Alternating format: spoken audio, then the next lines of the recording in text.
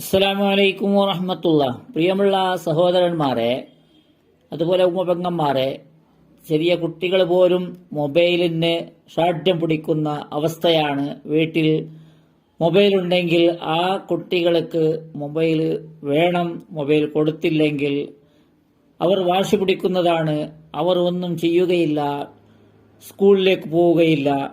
എല്ലാ സമയത്തും ഭക്ഷണം കഴിക്കുമ്പോഴും എല്ലാ സമയത്തും അവർക്ക് മൊബൈല് ആവശ്യമാണ്. മൊബൈലിന് വേണ്ടി അവർ ഷാഠ്യം പിടിക്കും. മൊബൈൽ കൊടുത്തില്ലെങ്കിൽ അവർ എന്താണ് ചെയ്യുന്നത് അത് അവർക്ക് തന്നെ അറിയുകയില്ല. ഇവിടെ ഒരു 12 വർഷം പ്രായമുള്ള മകൻ ഗെയിം കളിക്കാൻ വേണ്ടി ഉമ്മ മൊബൈൽ കൊടുത്തില്ല എന്ന കാരണം കൊണ്ട് ഉമ്മയുടെ കഴുത്തറുത്ത് കൊല ചെയ്യാൻ ശ്രമിച്ചു എന്ന് പറഞ്ഞാൽ വെറും 12 വയസ്സാണ്. വെറും 12 വയസ്സാണ്. ഈ കുട്ടികൾക്ക് ആ പ്രായമാണ്. അവർ ചോദിച്ചത്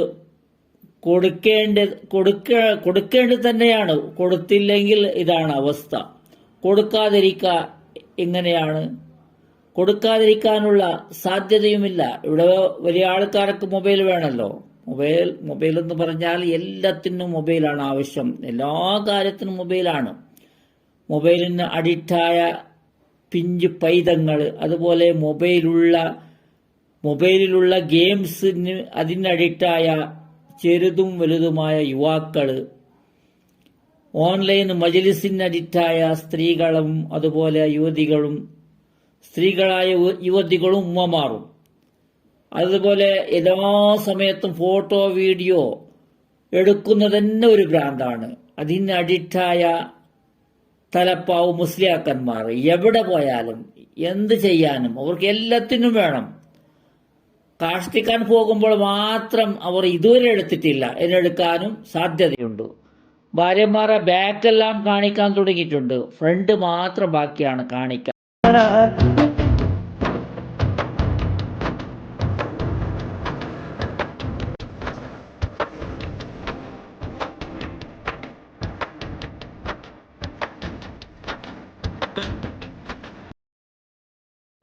അത്രയും അവരും അഡിക്റ്റ് ആയിട്ടുണ്ട് എന്നാണ് പറയുന്നത്.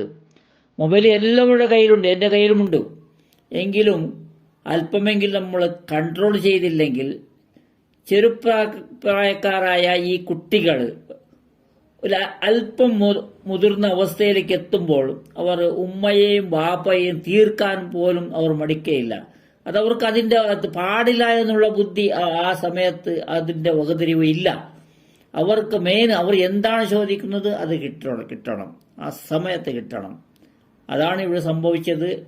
12 വർഷം പ്രായമുള്ള ഒരു മകൻ ഉമ്മയെ കഴുത്തറുത്തത്, അതാണ് നിങ്ങൾ കണ്ടത്.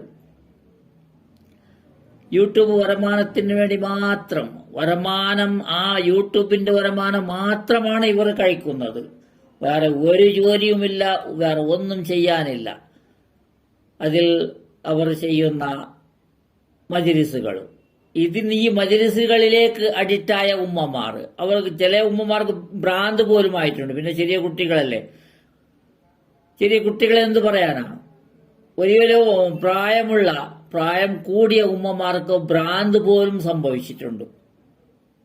അറിയുന്നില്ല, അതുപോലത്തെ കണ്ടവർക്ക് ഭ്രാന്ത് മൂത്തതാണ്. ഉസ്താദ് എന്ന് പറഞ്ഞ് സ്വലാത്ത് എന്ന് പറഞ്ഞ് അത് ഓവറായതാണ്.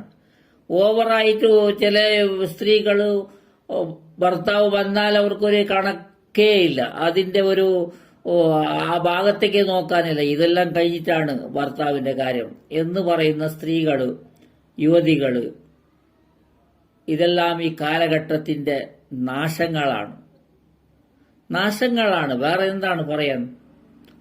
വേറെ ഒന്നും പറയാനില്ല. ഇതിൽ കഴിവിന്റെ പരമാവധി മുതിർന്നവർ ഇതിനെ യൂസ് ചെയ്യുന്നത് കഴിവിന്റെ പരമാവധി മക്കളുടെ അവരുടെ മുമ്പിൽ ചെയ്യാത്ത രീതിയിൽ കഴിവിന്റെ പരമാവധി സ്വിച്ച് ഓഫ് ചെയ്തോ അല്ലെങ്കിൽ സൈലന്റ് ചെയ്തോ എവിടെയെങ്കിലും വെക്കലാണ് നല്ലത്. ഒരു വീട്ടിലേക്ക് ഒരു മൊബൈല് കോൾ വരാൻ വേണ്ടി ഒരു ചെറിയൊരു മൊബൈൽ മേടിച്ച് ഈ സ്മാർട്ട് ഫോൺ ഉണ്ടല്ലോ, ഇതിനെ കഴിവിന്റെ പരമാവധി നമ്മൾ ദൂരത്താക്കാൻ ശ്രമിക്കുന്നതാണ് ഇതിന് മരുന്ന്.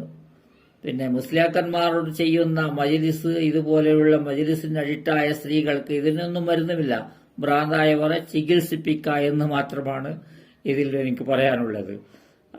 ഇൻഷാ അല്ലാഹ്. അസ്സലാമു അലൈക്കും വറഹ്മത്തുള്ളാഹി.